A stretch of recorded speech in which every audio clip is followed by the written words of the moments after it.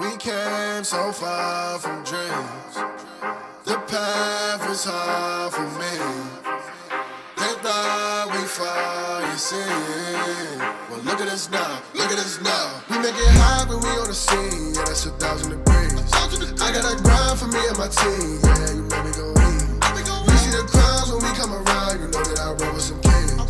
We sit it down, I don't hear a sound, but I ask you who better than we. Tell me who better than we. We soaring to places you never could reach. When we walk in that spot, don't hear none of you speak. Shh, do you want peace or the peace? A king about to put you to sleep. Listen, my team is elite. You not even qualified to compete. He starving, he barely can eat. I guess that's why he always itching for beef. So I put him on ice and I told him to chill. Close your mouth if you can't pay for the meal. Making statements that you know you don't mean. Nice guy trying to act like he mean. Keep it a buck, keep it a bean. Attitudes will put you dudes in the beam. Izuku, he don't live in reality. Shake back, all become a fatality.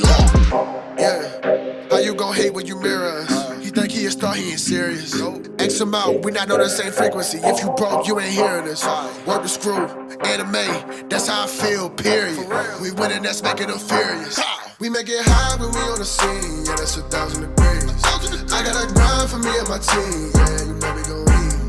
You see the crowds when we come around, you know that I roll with some kings. We sit it down, I don't hear a sound, but I ask you who better than we. Yo, what it do, guys? It is your boy, Leon Mookie here, and I'm back.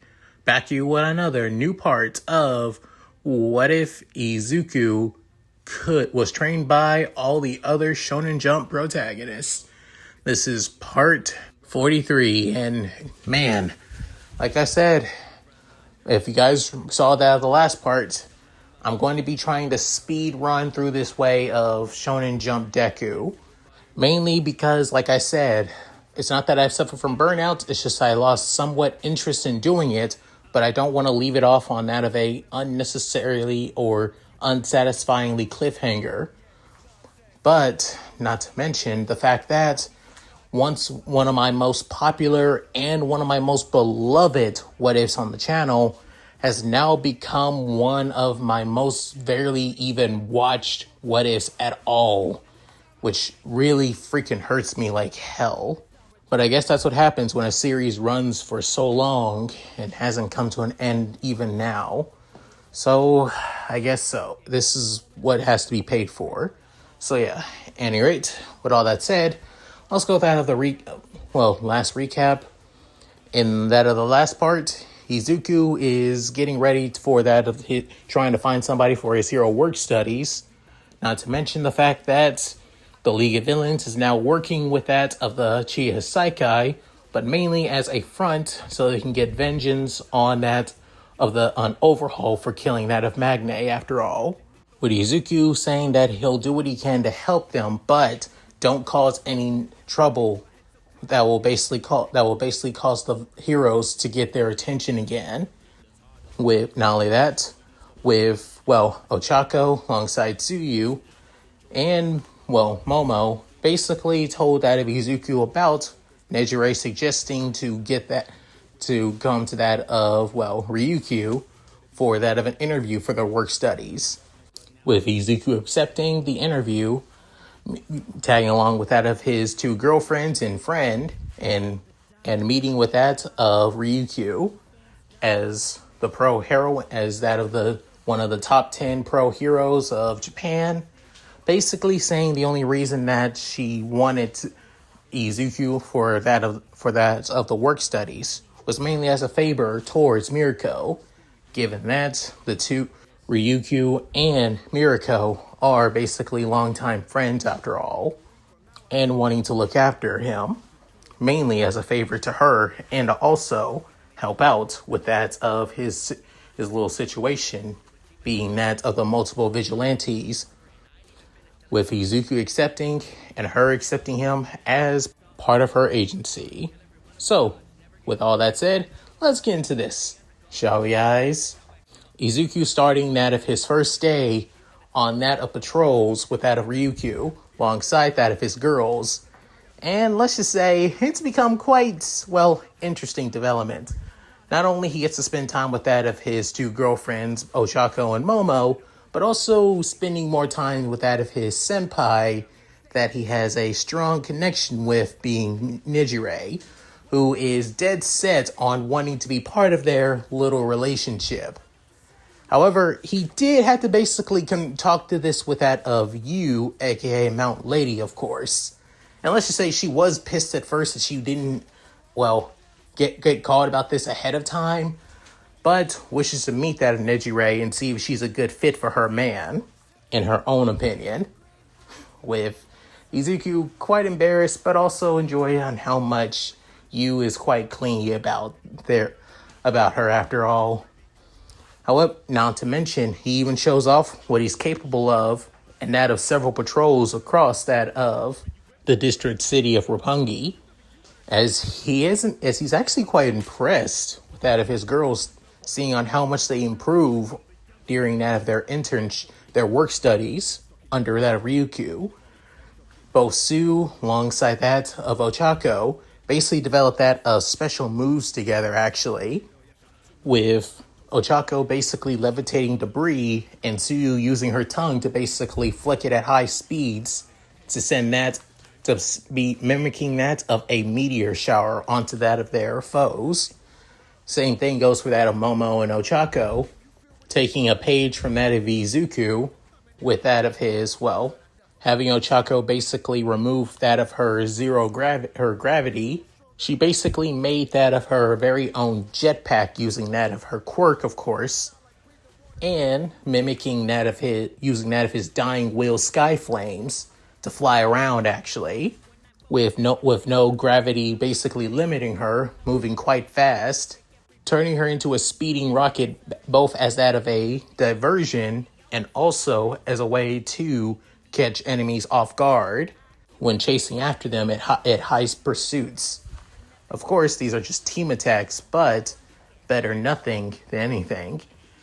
As for Izuku, he's proved his worth quite a bit, showing off that of his abilities, every single one of them pretty easily.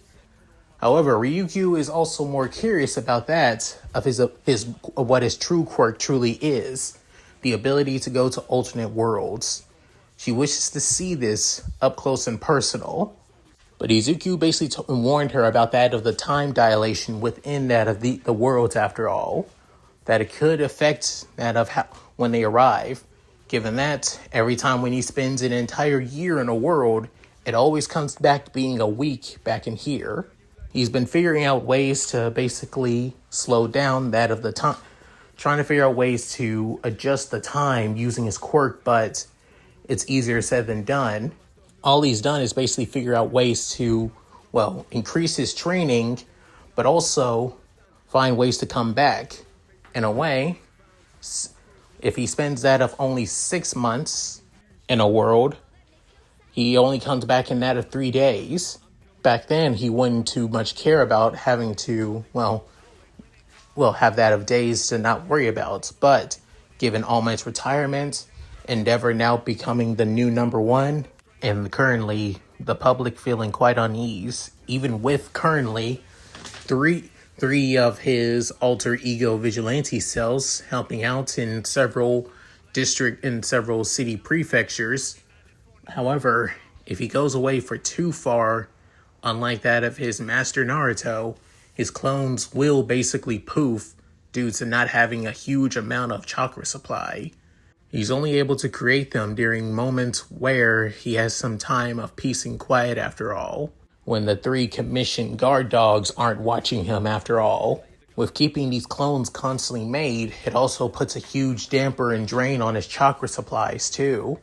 Not to mention, only one of them even barely uses that of chakra, while the other 2 use 2 completely different abilities that he has. If anything, going out to another world and get new powers and abilities may be fruitful on the long side, but on the short side, in a volatile state like it is now, is basically not needed right now. If only he thought about that sooner, as currently, because of this volatile state, somebody else is basically being ridiculed for, not being ready yet.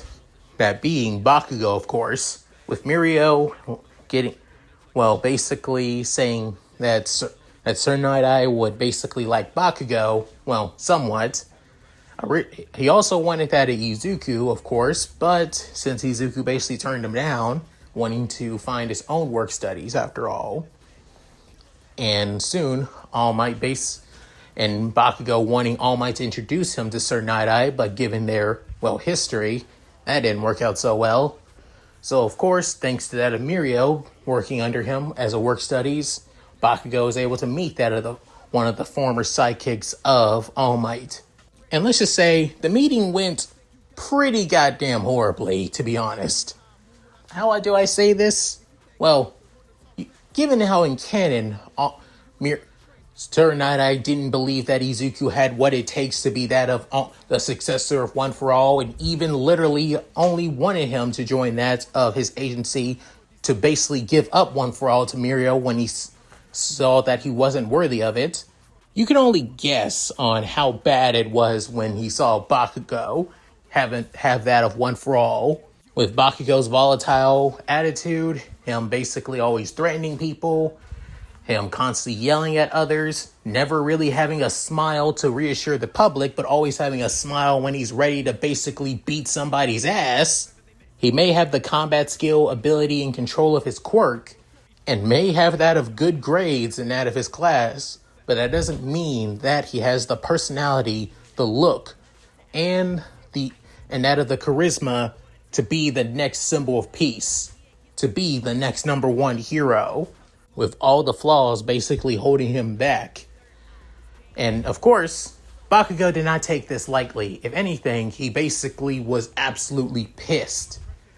And however, because this is a Bakugo a lot more chilled out early on, when properly humbled by Izuku, not to mention, he's also on that of a freaking time limit with that of One For All basically killing him, of course. But he doesn't have time for that of Sir Night-Eye's bullshit criticisms and crap like that. He needs to basically prove that he can become the number one hero. He needs to show that he is able to stand among that of the past users of One For All, and need to prove that he earned this quirk entrusted to him by that of both All Might and Izuku. If he isn't going to basically let him or basically work with him, he's basically nothing but a waste of time, and he'll find somebody else to work with. Of course, that was exactly what Sir Night-Eye basically wanted to hear, showing that, well, Bakugo doesn't want any validation or any handouts, but he still wants to prove that he's still not a better choice for that of One For All, and still believes even to this day that Mirio was the better choice. So of course he does the exact same thing that, well, he did with that of Izuku and canon, to see if he can get that of the stamp in any means necessary, so he can basically stamp it himself. With Bakugo seeing this, as he has a feral grin, however, he realized that in the room has a lot of All Might merchandise. And the worst part is the fact that he's still an All Might fanboy, even though he doesn't show it, unlike that of Izuku and many other people in the world. So that basically goes somewhat similar. However, the only difference is Bakugo actually does end up getting the stamp, unlike that of Izuku. And I'm not saying this is because he's perfect, no. He did it because of one thing, learning Nen from that of Izuku, of course. When he fused that of his Nen aura around that of his, well, One For All full surge, increasing his speed and durability alongside his reflexes, it also amplified that of his, well, perceptions as well. Basically, the moment that he aimed an explosion down to the ground under that of Sir Night-Eye's feet, he basically blitzes over him instead of going for the attack, a feint actually, and basically grabs him from behind, but overclocking that of,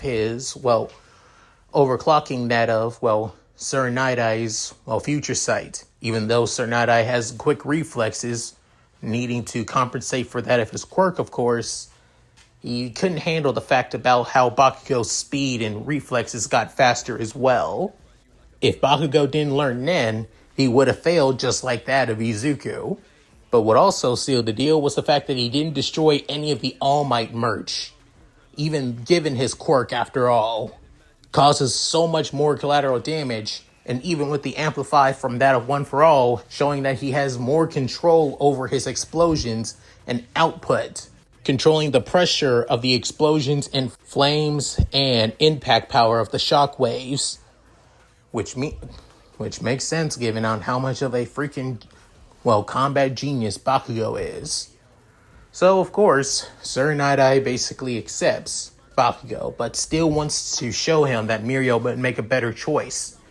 However, Bakugo basically gritting his teeth and telling him that One For All will never be Mirio's. To Sir Night-Eye, he sees this as Bakugo being arrogant, thinking that the quirk is already his.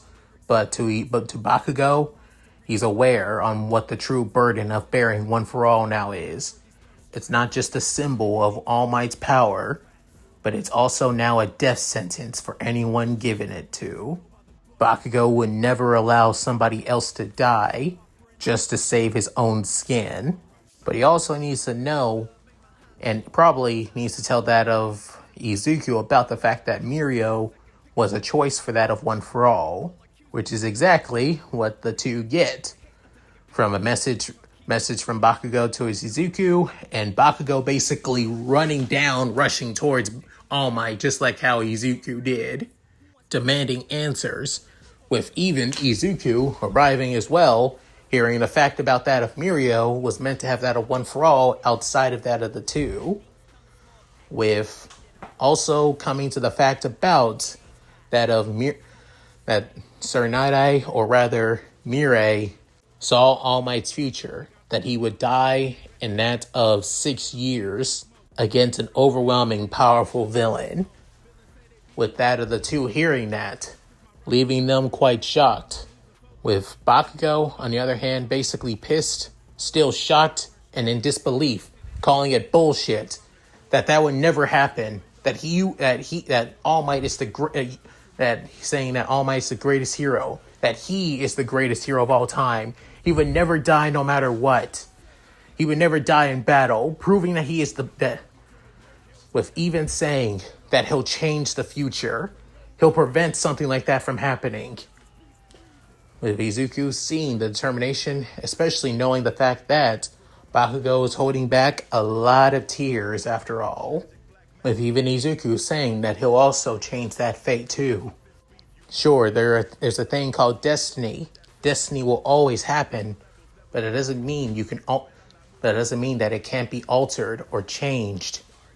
And Izuku has basically seen those who have basically changed their fate and destiny multiple times. After all, he's trained by them so much. With hearing this from that of his two biggest fans, especially the one that is his successor, with All Might holding out hope that maybe they can change fate after all. With the work studies basically continuing on both sides, with Izuku understanding more and more about that of the hero profession, making it way more understanding the fact that he plans on becoming an international hero, traveling across the world, doing what he can to help out others after all, especially being more and more independent. Running his own agency and having sidekicks is definitely not in that of his priority.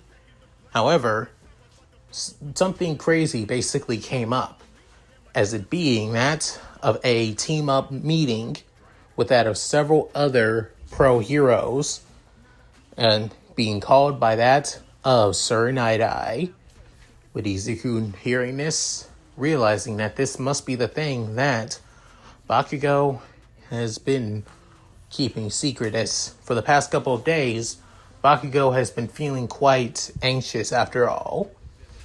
As they arrive into that of Sir Night-Eye's agency, with then meeting with that of, Kirishima, Tamaki, Mirio, and Bakugo, with several other pro-heroes, with even that of, Aizawa being there as well. saying that he'll definitely be important for that of this, mission and operation.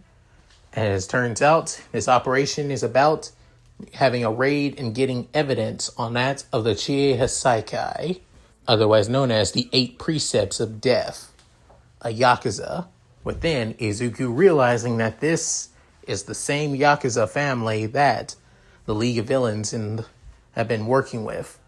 Then Izuku realized that he's definitely going to be in contact with the League again, as he needs to basically inform them about what's going to happen. With even getting that of evidence about that of the Hasaikai working on drugs, 2 types of drugs. One being in them selling that of Trigger, of course, but nothing like that of the Trigger used in that of the Villain Factory incidents, or the Instant Villain incidents after all, but still a stronger variant of Trigger, even than the normal kind though, but not as damaging or as controlling as the ones before it. And the second coming from that of Fat Gum's agency, dealing with that of casual street thugs that had that of a bullet that can basically take away a person's quirk after that of, 50 minutes or so. It was used on that of Tamaki after, Ijiro basically blocked a shot for him. But even though Ijiro basically blocked it with his hardening quirk, the bullet still somewhat basically hit that of Tamaki by bouncing off, causing his quirk to be gone. And when they were analyzing the, the dart bullet, they found that of, human cells and dead tissue and blood within it too. As everybody is kind of shocked by this, however, there are 2 people who were the most shocked, that being Bakugo and Mirio. Mirio looking complete and total at horror, while Bakugo gritting his teeth looking in absolute rage. With bringing the fact that Sir Night-Eye brings up that Overhaul has a daughter, which, and by the description from both Mirio and Bakugo, as when they first saw her, she had that of a hospital gown alongside that of multiple bandages and scars across that of her body, being absolutely and utterly shocked about all of this, with one of the pros being that of Rocklock criticizing the 2, with Bakugo basically having that of an angry look at that of the, African-Japanese male hero. However, it was soon Night-Eye basically saying that they were just following his orders and didn't want to cause any problems for the case. If anything, the blame lies with him and not them, as they basically wanted to save her. However, when Izuku was hearing this, he needed to basically confirm this himself, wanting to basically get in contact with the League as soon as he can, as they need to gather out evidence and make sure to prevent the Hasaikai from knowing that they're on their trail after all. If anything, this is a delicate and most important operation now, as this isn't just a takedown, it will also be a rescue op now. With now everybody, mainly those of the work studies, now knowing that what they're going to get themselves involved into, like a full-on operation with that of heroes, but also how important it is. However, Bakugo is absolutely fuming with himself. The fact that he should have done it in the first place, that he never should have listened to Mirio or even let the girl go at all, as he was really ready to basically take down Overhaul, as he would have. With Izuku basically saying that he understands how he feels. With Bakugo absolutely pissed, looking Izuku in the eyes, with Izuku really giving him a sincere look that he truly does understand how he feels, as he would have done it too. However, Bakugo can't accept that, as he basically makes a comment saying, if you were there, Deku, you would have tracked the damn bastard and figured out things sooner. And now we have to goddamn wait because I couldn't act sooner. With Bakugo saying his piece before walking, as realizing, He may have multiple abilities that could have made this situation easier, but he was with that of Ryukyu instead. Sure, he could have taken up that of Mirio's option to basically join that of Sir Night Eye's agency, been a part of their patrols, and possibly even track down that of, Overhaul and Eri to make sure that they'll be able to track them easily. But even still, it wouldn't have been his own choice. He would have basically regret not making his own decision. And part of him has enjoyed his time at that of Ryukyu's agency during his work studies, spending time with his girls and even spending more time with that of Nejire as well. No longer seeing her as that weird, senpai that he enjoys his company with, but truly begins having feelings for that of the periwinkle, always hyper-energetic, wanting to speak questions type of girl after all. However, they still have ways to gather up information, as using that one of his clones, being that of the shadow, wanting to get in contact with that of Shigaraki, knowing where their hideout is, basically being an abandoned hospital, actually, and basically calling him out that he needs to talk to Shigaraki, with seeing that over Warp Gate, letting it be. However, already preparing that of a hand sign in case he tries anything, as even though they're now in a partnership, it's still a rocky one. Seeing the assortment of the members of the League of Villains, and seeing that 2 members of the League are missing alongside that of another member of the League, actually.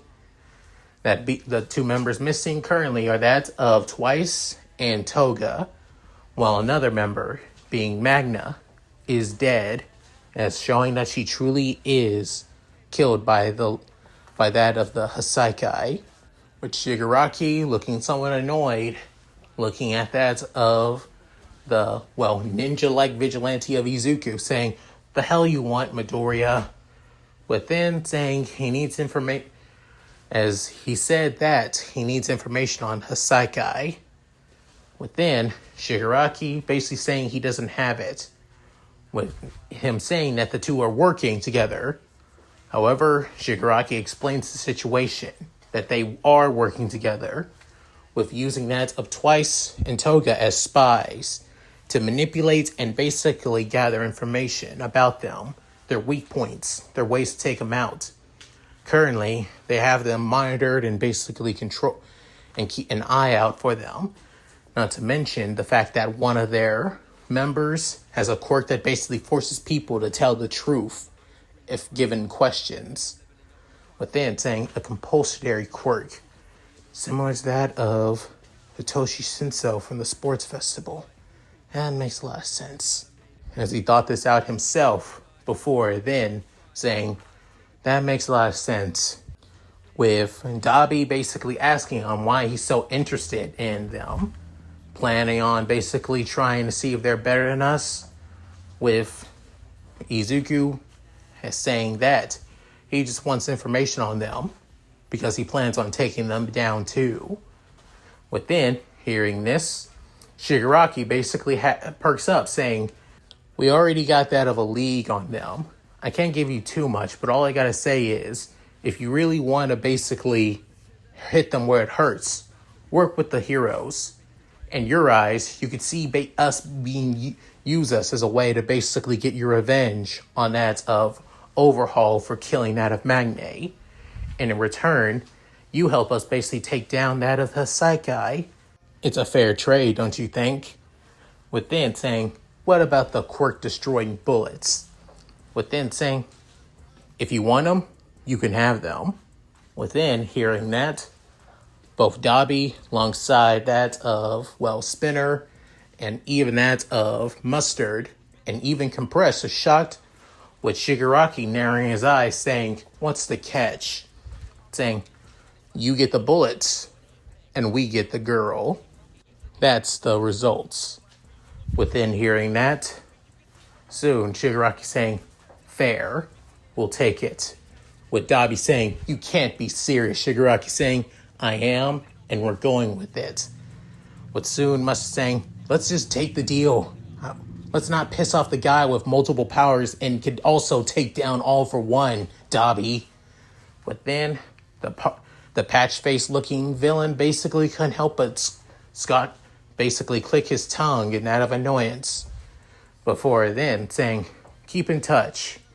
Before, soon, he jumps out that of the window. With Dobby annoyed at the fact that they still have to work with somebody who's basically a hero and working with them. With Shigaraki saying that they're only working with him until the time beings when the good old doctor comes in contact with us. And then we can destroy everything that All for One worked for. With Dobby annoyed the fact that they are doing this to destroy All for One instead of just using what they can to get what they want and use what they want. With Shigaraki saying they can do both. As he still can't help but get annoyed, angry, and pissed that the man that he thought that basically gave a damn about him basically saw him as nothing but a vessel. A tool to basically take a new body after all. Nothing more, nothing less. And he can't have that. And he wants to basically put that of the man in his place. That he is no pawn anymore. That he is his own person. And when he destroys All for One, he's going after Izuku to prove that if he can defeat the kid who was able to basically put him behind bars after all and defeat him, even with all the quirks he had, it proves that he's even stronger than his master.